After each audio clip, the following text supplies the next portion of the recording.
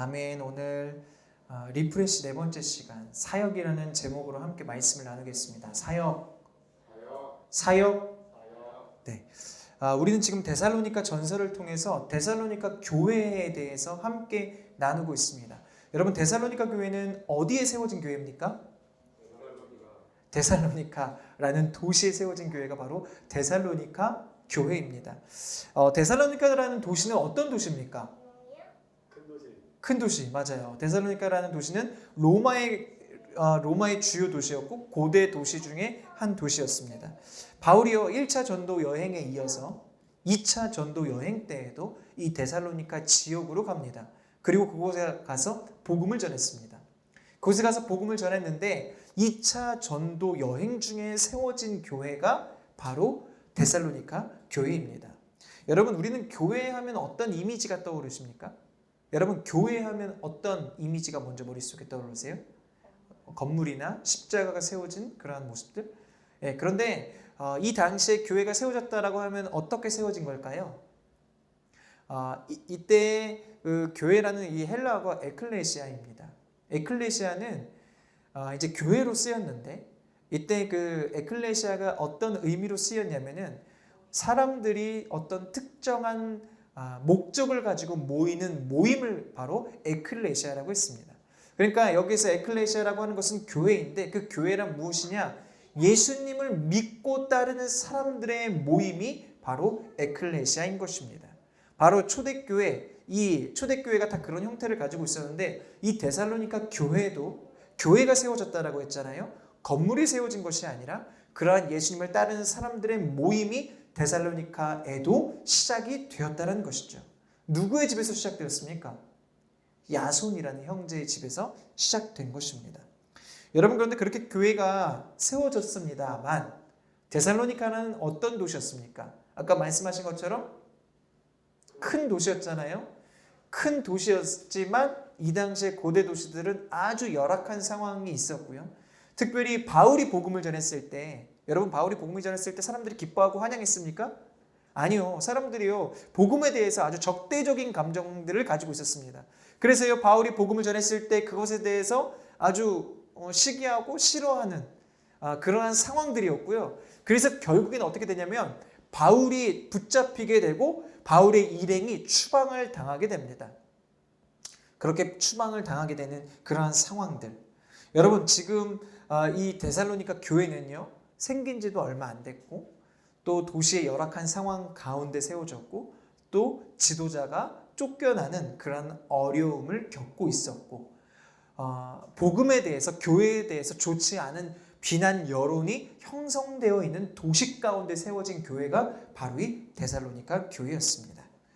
여러분, 그런데요 참 놀랍게도 이 데살로니가 교회는 금방 넘어지거나 금방 어려움을 당할 것이다라고 생각되어지지만 그렇지 않았습니다. 참 놀랍고 그리고 감사하게도 데살로니가 교회는 그러한 여러 가지 어려운 상황과 환경 가운데에서도 함몰되지 않았습니다.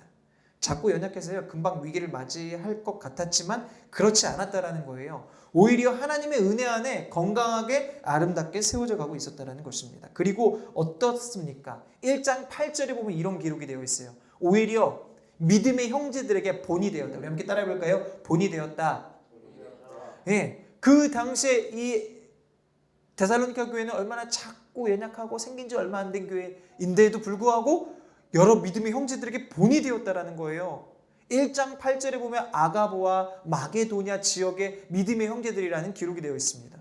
그러니까 얼마나 대단한 교회입니까? 여러분, 그런데요 데살로니가 교회는요 누가 복음을 전해서 세워진 교회입니까? 바울? 데살로니가 교회는 누가 복음을 전했죠? 바울 맞아요. 바울이 복음을 전해서 세워진 교회가 바로 데살로니가 교회예요. 여러분, 그런데 바울이요 그 교회를 세웠잖아요. 교회가 세워진 걸 봤어요. 그리고 쫓겨나기 전까지 얼마나 성경 공부를 막 모임이 시작됐으니까 성경 공부도 하고 전도도 하고 여러 가지 말씀을 가르쳤을 거 아닙니까? 그런데 그가 쫓겨났어요. 갑자기 사역을 마무리를 다 못했어요. 말씀 공부도 다 못했고 훈련도 다 못하고 아주 짧은 시간 머물다가 이제 쫓겨나게 됐어요. 그리고 이제 바울은 이제 쫓겨난 상황에서 이제 다른 지역으로 가게 됐죠. 그러니 바울의 마음 가운데 얼마나 어떤 마음이 들었을까요? 이 데살로니가 교회에 대해서 엄청 궁금했을 거예요. 그 교회 잘 있나? 그 교회 잘 세워졌나? 모임이 잘 진행되고 있나? 그들의 신앙은 어떨까? 이게 되게 궁금했던 거예요. 그게 되게 궁금한 상황 속에서 이 바울은요 계속해서 남쪽으로 쫓겨나고 난 이후에 남쪽으로 내려가거든요. 그리고 어디에까지 이르르냐면 우리 함께 따라해 볼까요? 고린도에까지 이르르게 돼요. 그리고 고린도에서 열심히 복음 전하고 거기서 사역을 했죠. 전도 여행 중이었으니까. 그런데 그렇게 복음을 전하다가 도저히 못 참겠는 거야. 그 데살로니가 교회 대체 어떻게 됐지? 데살로니가 교회 그 교회 살아있나? 궁금한 거예요. 그래서 도저히 못 참고 그와 함께 했던 일행 중에 한 명인 디모데를 이 데살로니가 교회로 보내게 됩니다. 우리 함께 따라해볼까요? 디모데를 보냈어요. 디모데를 보내고 이제 기다리고 있었어요. 어떻게 됐을까? 그러면서 기다리고 있는데 디모데가 갔다가 왔습니다.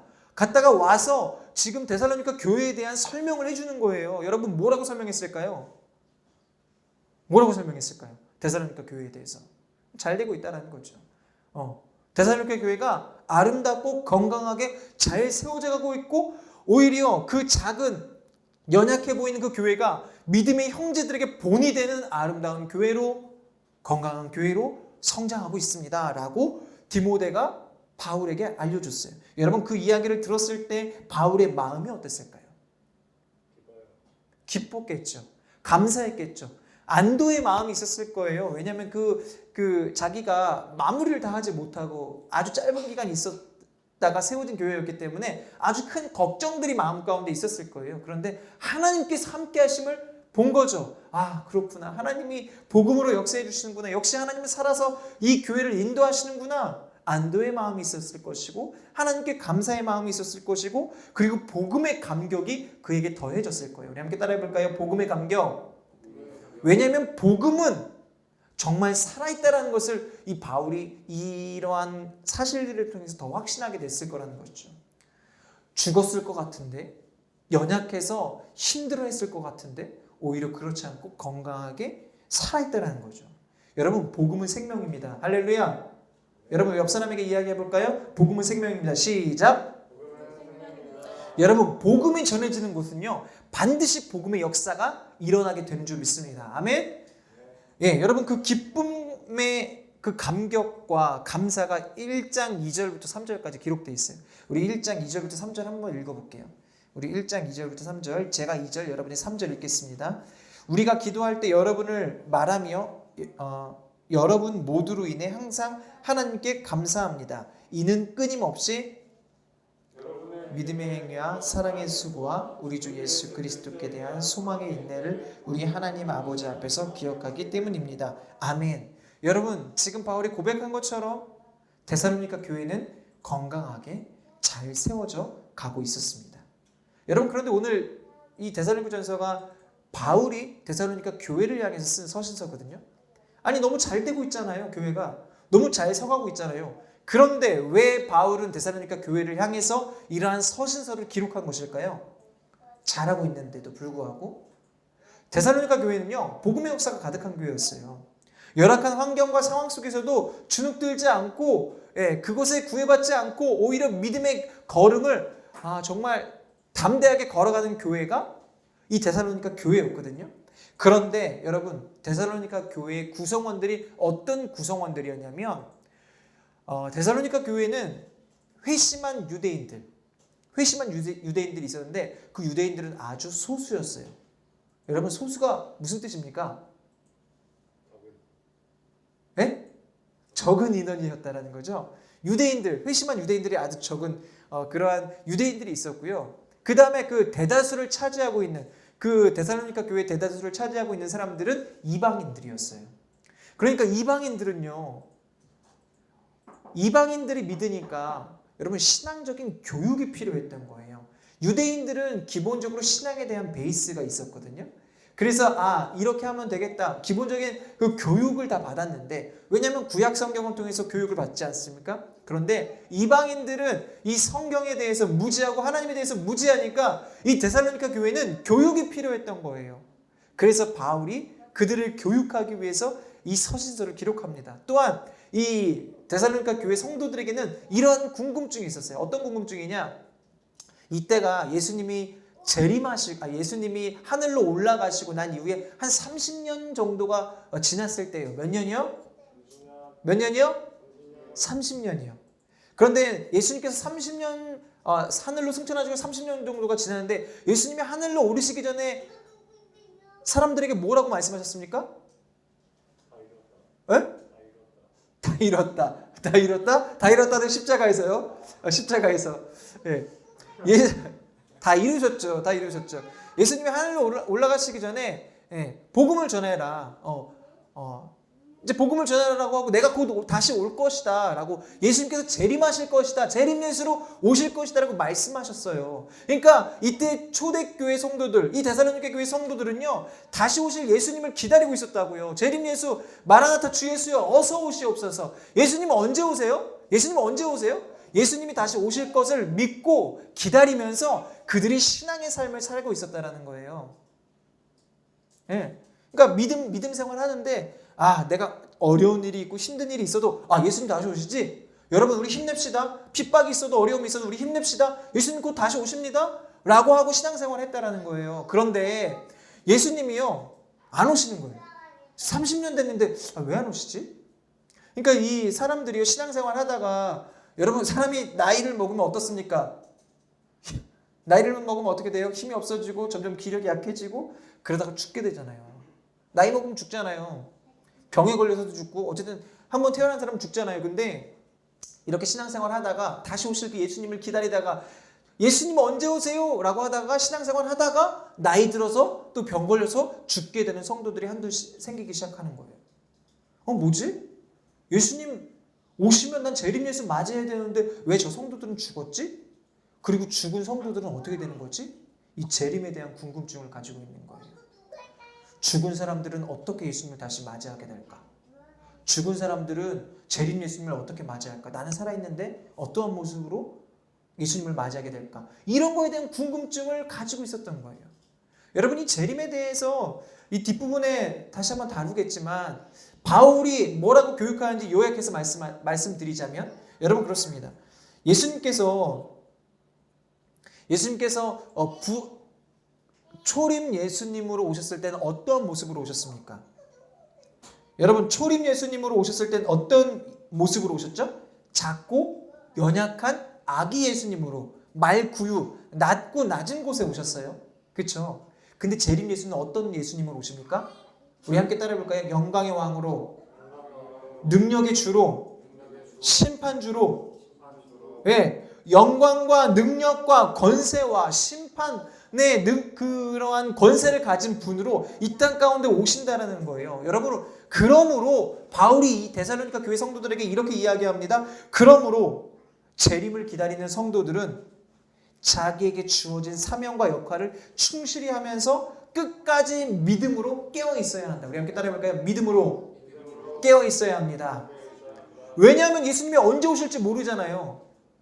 오늘 오실지, 내일 오실지, 모레 오실지 모르잖아요. 언제 오실지 모르니까 우리는 믿음으로 깨어 있어야 한다는 거예요. 그게 바울이 이야기하는 거예요. 그러면 여러분 궁금한 거, 죽은 사람들은 어떻게 되느냐? 죽은 사람들은 예수님의 재림을 어떻게 맞이하게 될까요? 바울이 이렇게 이야기하는 거예요. 죽은 사람들도 예수님께서 재림하실 때에는 그들이 부활하여서 재림 예수를 맞이하게 될 것이다. 할렐루야. 여러분, 우리는 재림 예수를 영광의 주님을 기쁨으로 맞이하게 될 줄 믿습니다. 아멘. 그분은 심판주이시지만 영원한 나라로 우리를 인도하시는 분이십니다. 우리가 그 주님을 기대하고 소망하는 저와 여러분들의 삶이 되어야 돼요. 여러분 이때 이 시대 사람들보다 우리가 더 재림 예수님과 가까운 거 아닌가요? 이미 2000년이 흘렀잖아요. 정말 주님이 오실 때가 가까이 왔잖아요.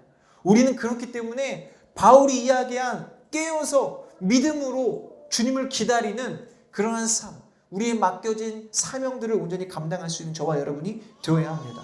여러분 그러한 것들을 교육하고 이러한 것들을 알려주기 위해서 기록한 서신서가 바로 데살로니가 전서예요. 그렇다면 오늘 데살로니가 전서 2장 말씀을 볼 거예요. 2장 말씀에는 과연 어떤 내용이 기록되어 있을까? 여러분 2장에는 바울의 사역들이 기록되어 있어요. 오늘 우리가 2장 1절부터 11절까지 읽었는데 그 2장 1절부터 11절까지 내용이 바울의 사역을 기록했다고요. 그렇다면 이 바울은 이러한 사역들을 왜 기록한 것이며 이것을 통해서 우리 가운데 무엇을 알려주길 원하는가? 데살로니가 교회 성도들에게 무엇을 가르치길 원하는가? 여러분 바울이요 오늘 본문을 통해서 자신의 사역을 회상하거든요. 근데 그 회상하는 것을 앞서서 먼저 사역이 무엇인지를 함께 좀 우리가 이야기 나누고 싶어요. 여러분 사역이란 뭔가요? 사역이란 뭔가요? 찬양 인도하는 거? 이렇게 방송하는 거? PPT 하는 거? 저렇게 밑에서 핸드폰 하고 있는 거? 사역이 뭔가요? 사역. 교회에서 일하고 헌신하고 수고하고 봉사하고 이게 사역인가요? 사역이에요? 제가 물어보니까 잘 알고 있는 것들이 기억이 안 나세요? 여러분 이게 다 사역 아니에요? 맞아요. 여러분 다 맞아요. 여러분 교회를 위해서 예배를 위해서 헌신하고 수고하고 봉사하는 모든 것들이 사역입니다. 여러분 그런데 그것만 사역이 아니라는 거예요. 오늘 바울은요 자신의 사역을 2장에 쭉 나열하고 있습니다. 왜 자신의 사역들을 나열하고 있을까? 바울은 지금 데살로니가 지역에 가서 바울이 무엇을 했냐면 복음을 전했습니다. 우리 함께 따라해볼까요? 복음을 전했습니다. 바울이 데살로니가라는 지역에 가서 복음을 전했어요. 그런데 복음을 전할 때 여러분 쉬웠을까요? 어려웠을까요? 데살로니가 지역은요 바울이 복음을 전했을 때 뭐 데살로니가 지역뿐만 아니라 모든 지역에는 지금까지 처음부터 예수님 때부터 지금까지 복음을 전하기에 쉬운 시대는 단 한 시대도 없었어요. 이때도 여전히 어려웠어요. 그래서 많은 고난과 능욕을 당했다라고 오늘 2절 말씀에 기록되어 있거든요. 그런데 바울이요 그러한 어려움 가운데 포기했나요? 포기하지 않았나요? 포기하지 않았죠. 그리고 복음을 전했죠. 그랬더니 복음의 역사가 일어났잖아요. 복음의 역사가 일어났는데 바울은 어떻게 해서 이것을 포기하지 않을 수 있었을까? 바울은 이러한 고난과 아픔과 이러한 핍박과 능욕이 있었음에도 불구하고 어떻게 포기하지 않을 수 있었을까? 그게 4절에 기록되어 있어요. 우리 4절 말씀 함께 읽어볼까요? 4절 말씀입니다. 시작. 오히려 우리는 하나님께 인정을 받아 복음 전할 부탁을 받은 사람들로서 말합니다. 이는 사람들을 기쁘게 하려는 것이 아니라 우리의 마음을 살피시는 하나님을 기쁘시게 하려는 것입니다. 아멘. 여러분 복음을 전하실 때 여러분이 복음을 전하실 때 어떤 마음으로 전하십니까? 여러분 복음 전해보셨잖아요. 전도도 해봤잖아요. 어떤 마음으로 하세요? 교회에서 시키니까 합니까? 부담을 가지고? 아니면 영혼을 사랑해야 돼 라는 마음을 가지고 합니까? 여러분 어떤 마음과 어떤 자세로 복음을 전하십니까? 오늘 바울은 어떤 마음과 어떤 자세로 했습니까? 4절에 보니까 뭐라고 기록되어 있어요? 우리는 하나님께 인정을 받아 복음 전할 부탁을 받을 사람들로서. 여러분 다시 한번 이야기할게요. 우리는 하나님께 인정을 받아 복음 전할 부탁을 받은 사람들로서. 이것을 한마디로 다시 이야기하자면 우리 함께 따라해 볼까요? 나는 하나님께 복음을 위탁받았습니다. 여러분 저와 여러분은 하나님께 복음을 위탁받은 사람들입니다. 아멘. 저와 여러분은 하나님께 복음을 위탁받은 사람들이에요. 여러분 바울은 마음 가운데 그러한 복음을 위탁받은 자라는 그러한 마음, 그러한 태도, 그러한 것들이 있었어요. 그렇기 때문에 어려움이 있고 고난이 있고 능욕을 당해도 그것들을 완수하기 위하여 주님이 주신 사명을 완수하기 위하여 노력하고 헌신했다라는 거예요. 여러분 하나님이 실수하십니까? 실수하지 않으십니까? 우리 하나님은 실수하지 않으시는 하나님이십니다. 아멘. 그리고 우리가 전하는 복음은 진리거든요. 여러분 그러므로 우리가 복음을 전할 때 두려운 마음으로 어떤 떨리는 마음으로 뭐 그렇게 할 것이 아니라 주저하는 마음으로 전하는 것이 아니라 복음을 전할 때에는 진실하고 정직하되 담대한 마음으로 저와 여러분이 복음을 전해야 하는 줄 믿습니다. 여러분 복음을 전할 때 두려워하지 마십시오. 수동적으로 하지 마십시오. 하나님께 우리는 복음을 위탁받은 자들이다라는 거예요. 그러므로 여러분 하나님의 부탁을 억지로 하지 마시고 수동적으로 하지 마시고 능동적으로 기쁨으로 감사함으로 이 모든 일들을 감당해 내시기를 바랍니다.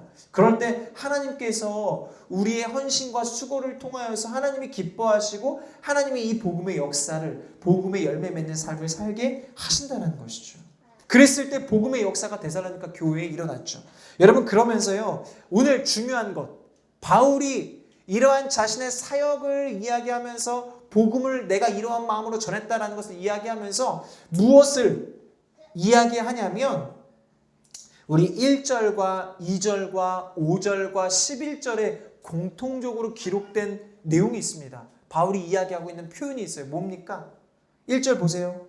2절, 5절, 11절. 1절, 2절, 5절, 11절에 반복해서 쓰는 이 표현이 있어요. 뭐라고 씁니까? 여러분이 모르고 있다, 알고 있다? 알고 있다. 예, 여러분이 알고 있다. 우리 함께 따라해볼까요? 여러분이 알고 있다. 여러분이 알고 있다. 바울이요 1절, 2절, 5절, 11절에 반복적으로 여러분이 알고 있다라는 표현을 씁니다. 여기서 여러분은요 데살로니가 교회 성도들이에요. 데살로니가 교회 성도들에게 여러분이 이미 알고 있어요. 데살로니가 교회 성도들, 우리 살아있는 교회 성도들, 여러분이 이미 알고 있어요. 무엇을 알고 있다는 것입니까? 무엇을 알고 있다는 것입니까?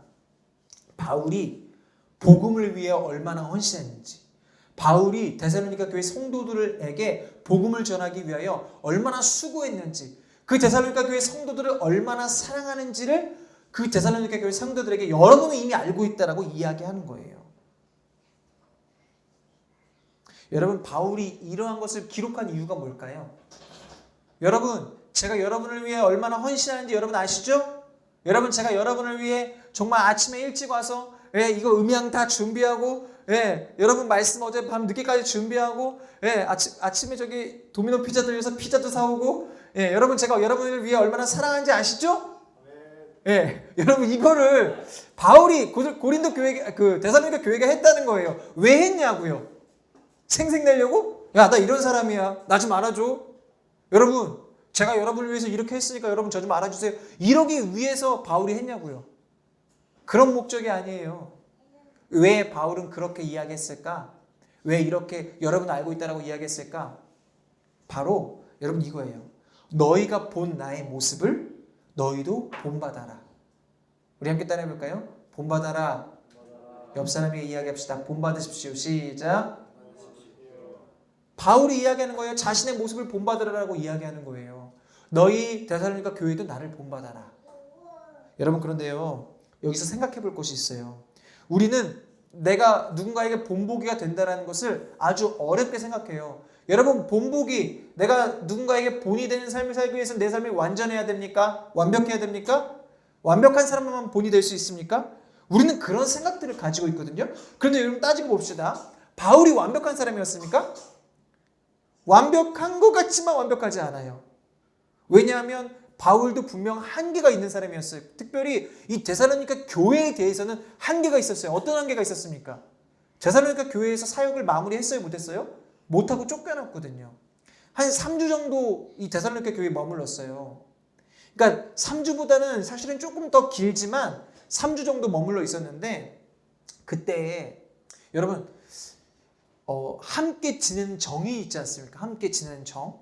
오랫동안 지내는 정이 있는데 사역을 아무리 잘해도요. 짧은 시간 함께 있으면 그 정이라는 게 좀 들지 않아요. 그러니까 그러한 것들이 이 시간의 한계가 바울에게 있었다라는 거예요.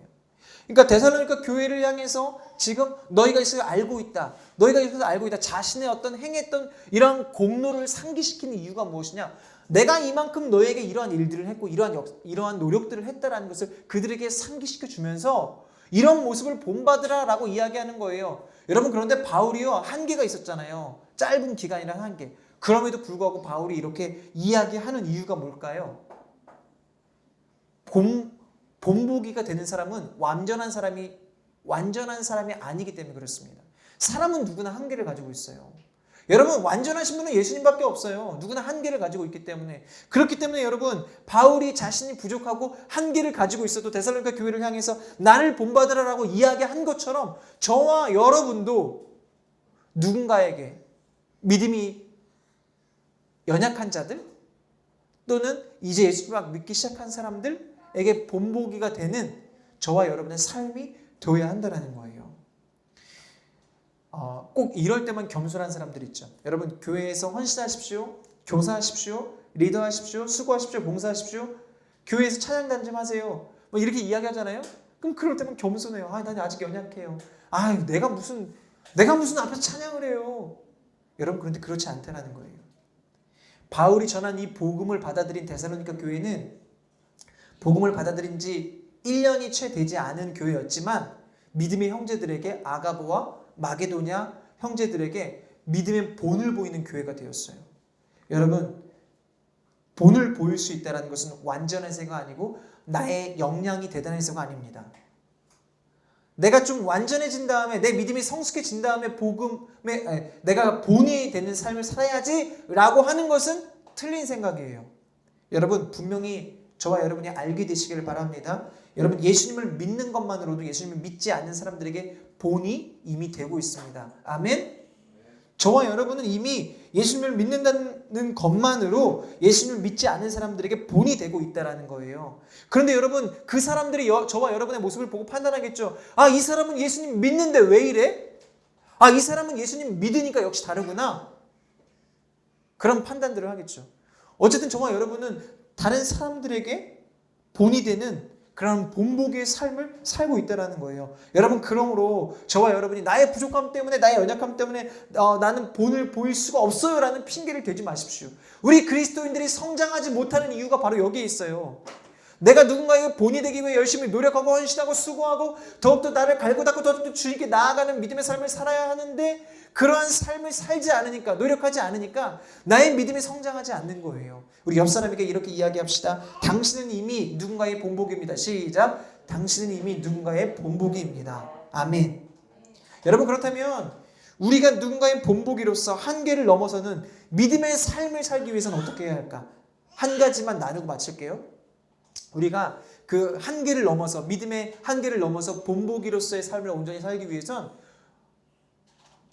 우리가 해야 될 일이 대가를 치러야 돼요. 우리 함께 따라해볼까요? 대가를 치러야 합니다. 예, 대가를 치러야 돼요. 대가를 지불해야 돼요.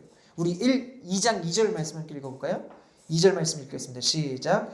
여러분도 알다시피 우리가 전에 빌립보에서 고난과 모욕을 당했으나 많은 반대에 부딪히면서도 우리 하나님 안에서 담대하게 하나님의 복음을 전했습니다. 아멘. 사도행전 16장을 보면 바울과 그 일행이요, 이 빌립보 지역에서 복음을 전하다가 이제 매맞고 감옥에 붙잡히거든요. 그럼에도 불구하고 그는 복음을 계속해서 전했어요. 그러한 여러분 그들이 그런 능력과 고난을 당했음에도 불구하고 복음을 전하는 이유가 뭘까요? 그렇게 여러분 복음은요 이렇게 대가를 지불할 때 복음의 역사와 능력으로 나타나기 때문에 그렇습니다. 여러분 대가를 지불하자. 시작. 대가를 지불하자. 여러분 그렇다면 우리가 지불해야 될 대가는 무엇일까요? 우리의 삶 속에서 우리가 지불해야 될 대가는 무엇일까요? 매 맞아야 될까요? 감옥 가야 될까요? 능욕당해야 될까요? 지금 우리가 사는 시대는 그나마 그래도 좀 예수님을 믿어도 평화로운 시대 아닙니까? 물론 코로나로 인해서 많은 사회적인 그러한 분위기가 좋지 않지만 그럼에도 불구하고 우리가 교회 다닌다고 누가 막 돌 던지고 막 그렇진 않잖아요. 매 맞진 않잖아요. 그렇다면 우리 지금 이 시대, 우리가 살아가는 시대에 우리가 치러야 할 지불해야 될 대가가 무엇일까? 우리 함께 따라해볼까요? 시간과 에너지. 시간과 에너지. 왜냐하면 이 시대는요, 시간이 없다고 기도하지 못하고 헌신하지 못하고 수고하지 못하고 저는 에너지가 없어요. 저는 시간이 없어요. 말씀 읽기에 시간이 없어요. 교회를 위해 헌신하기에 에너지가 없어요. 그런 시대예요, 지금은. 나 자신을 위한 시간들에는 우리가 얼마나 많은 것들을 쏟습니까? 여러분 우리가 사랑하는 것에는 반드시 시간과 물질을 쏟습니다. 사랑하는 것에 여러분 생각해 보세요. 내가 사랑하는 사람에게 시간과 물질을 쏟죠? 사랑하는 무엇인가에는 시간과 물질을 쏟거든요. 그러니까 마음의 어떤 우상에게는 대가를 지불한다는 거예요. 그런데 여러분 우리가 지금 믿는 하나님을 위해 여러분은 얼마나 많은 시간과 에너지를 쏟고 계십니까? 우리가 지금 진짜 지불해야 될 것은요, 대가는요, 에너지와 시간이다라는 거예요. 여러분 지금 우리가 믿는 예수님은 어떤 분이냐면은 우리가 지금 교회 와서 예배드리는 게 어떤 의미냐면 이제 말씀 마칠 거예요. 어떤 의미냐면 예수님이 십자가 사건을 통해 우리를 구원하셔서 오늘 이 자리에 있는 거예요. 바울이 모진 고난과 고통을 겪고 이방인들에게 복음을 전했기 때문에 오늘 우리가 이 자리에 있는 거예요. 그러한 희생과 헌신과 수고를 통해 오늘 우리가 이 자리에 와서 하나님께 예배하는데, 예수님의 그 십자가 보혈을 의지해서 주님의 성수 앞으로 담대함을 얻어서 주님께 나아갔는데, 그런 대가의 지불이 있었기 때문에 오늘 하나님께 예배할 수 있는 거거든요. 그런데 우리는 이 시간 일주일에 2시간 내는 것도 버거워하고 있어요. 근데 내가 사랑하는 것을 쇼핑하기 위해서, 내가 마음에 담은 것을 어떻게든 그것을 얻기 위해서 우리 얼마나 많은 노력합니까? 여러분, 교회를 위해서, 예배를 위해서, 하나님을 위해서는 어떤 대가를 지불하며 살고 계십니까? 우리가 누구의 본도 되지 않고 누구도 본받지 않는 그러한 인생이 되면, 그러한 인생은 심판받는 인생이 될 수밖에 없고, 심판을 이미 받고 있는 인생이 될 수밖에 없어요. 여러분은 이미 누군가의 본보기인데 나는 본보기 아니야 라고 생각하고 나는 본보기의 삶도 살지 않고 또 누군가를 본받으려고 하지 않으면 저와 여러분의 삶은 이미 심판받고 있고 심판받는 삶을 살게 된다는 거예요. 왜 그럴까요? 여러분, 믿음의 신앙의 선배들이 있지 않습니까? 그들을 우리가 본받습니다. 우리 부모님들, 우리 믿음의 신앙의 선배들을 우리가 본받습니다. 그리고 우리가 본받은 삶을 우리의 다음 세대가 본받습니다. 그런데 우리가 그 삶을 거부해요. 그러면 우리의 다음 세대로 복음의 본이 이어질까요? 이어지지 않을까요? 이어지지 않죠. 끊어진다는 거예요. 복음의 대가 끊어진다는 거예요. 그러므로 우리의 역할이 너무나 중요한 거예요. 우리 믿는 자들, 지금 우리 시대에 복음을 믿고 예수님을 믿는 자들의 삶이 너무나 중요해요. 내가 본보기의 삶을 살아야지 살지 말아야지, 이건 내가 결정할 수 있는 일이 아니라 우리가 예수님을 믿는 순간 우리는 그러한 삶을 선택받은 거예요. 예수님을 믿는다는 게 바로 믿음의 본을 보이는 삶을 살아야 한다는 거예요. 너무 중요합니다. 왜 중요합니까? 지금 코로나 이후의 시대지 않습니까? 코로나 이후에 믿음의 양극화가 얼마나 심해졌습니까? 여러분, 믿는 자들과 믿지 않는 자들이 너무나 확연하게 구분되어 있고, 그냥 어슴푸레 신앙생활 했던 사람들이 다 그냥 신앙 포기하고 있어요. 특히 우리 다음 세대 얼마나 심각합니까? 제가 지난주에도 말씀드렸잖아요. 군대 안에서 코로나 이후에 지금 이제 교회 가도 되는데 교회 가는 애들이 없대요. 휴가 안 주니까 아무도 안 간대요. 교회를. 얼마나 심각합니까? 신앙이 없어요. 그냥 내가 편한 그것들을 선택하는 거예요. 왜 그들이 그러한 선택을 할까요? 우리가 믿음의 본을 못 보였기 때문에 그래요. 우리가 믿음의 본을 보이지 못했기 때문에 그래요. 우리가 그들에게 믿음의 본보기, 신앙이 얼마나 아름답고 복된 삶인지를 보여주지 못했기 때문에 그렇다는 거예요. 여러분, 그렇다고 우리가 포기해야 될까요? 아니요. 지금부터 깨달으면 돼요. 지금부터 우리가 믿음을 위해서, 복음을 위해서 대가를 지불하는 인생이 되면 된다는 거예요. 여러분, 그럴 때 우리가 대가를 지불할 때, 에너지와 시간을 하나님 나라를 위하여 헌신하고 수고하고 주님께 올려드릴 때 우리들을 통하여서 복음의 역사가 계속해서 이어지게 되는 줄 믿습니다. 아멘. 여러분, 삶의 터전에서, 학원에서, 가정에서, 학교에서 여러분 성격대로 살지 마십시오. 생긴 대로 살지 마십시오. 그리고 믿음으로 사십시오. 우리 옆 사람에게 이야기합시다. 성격대로 살지 마십시오. 생긴 대로 살지 마십시오. 믿음으로 사십시오. 그러한 삶의 노력들, 그러한 본보기가 되는 여러분, 그런 노력들이 저와 여러분 가운데 있어야 돼요. 믿음의 본을 보이려고 할 때 바울처럼 하나님의 기쁨을 위하여, 복음을 위하여 그렇게 믿음의 본을 보이는 삶을 살 때 하나님께서 데살로니가 교회에 복음의 역사를 이루신 것처럼 저와 여러분의 삶 가운데도 복음의 역사를 이루실 줄 믿습니다. 여러분, 말씀을 마무리하겠습니다. 여러분, 이러한 바울의 사역을 통해서 우리가 깨닫게 되는 게 뭐예요? 사역이란 무엇인가? 우리가 사역에 대해서 함께 좀 이야기했었잖아요. 이러한 바울의 사역을 통해서 깨닫게 되는 것은 예수님을 믿고 난 이후에 우리의 모든 삶이 사역이다라는 거예요. 그냥 내가 교회에 와서 봉사하고 헌신하고 수고하는 것만이 사역이 아니라 내가 하나님 나라를 위해 헌신하고 수고하는 내 삶의 모든 영역들 가운데 내가 본이 되기 위하여 주님 안에서 거룩한 믿음의 삶을 사는 것 자체가 다 사역이다라는 거예요. 그러니까 사역을 일로 생각하지 마십시오. 사역은요, 우리의 삶이 하나님께 드려지는 것이 사역이에요. 우리의 삶은, 여러분, 우리 삶 가운데 하나님이 우리와 언제 함께 하시나요? 하나님은 우리와 언제 함께 하세요? 주일에만 함께 하세요? 예배 드릴 때만 함께 하세요? 하나님은 우리의 삶의 전 영역 가운데 모든 시간, 모든 상황 가운데 함께 하시는 줄 믿습니다. 아멘. 하나님은 우리의 삶의 100% 하나님이세요. 그렇기 때문에 여러분, 우리가 주일에 교회에 와서만 교회를 위한, 하나님 나라를 위한 수고와 헌신을 하는 것이 아니라 우리의 삶의 모든 영역들 가운데 하나님을 위한, 주의 복음을 위한 삶을 살아야 한다는 거예요. 그것이 우리의 삶의 진정한 사역인 거죠. 여러분 늘 주님과 동행하시기를 축복합니다. 아멘. 그리고 주님을 따라가고 주님을 닮아가고 주님을 드러내는 믿음의 본이 되는 거룩한 우리 사랑하는 믿음의 성도님들 되시기를 예수 그리스도의 이름으로 간절히 축복합니다. 아멘.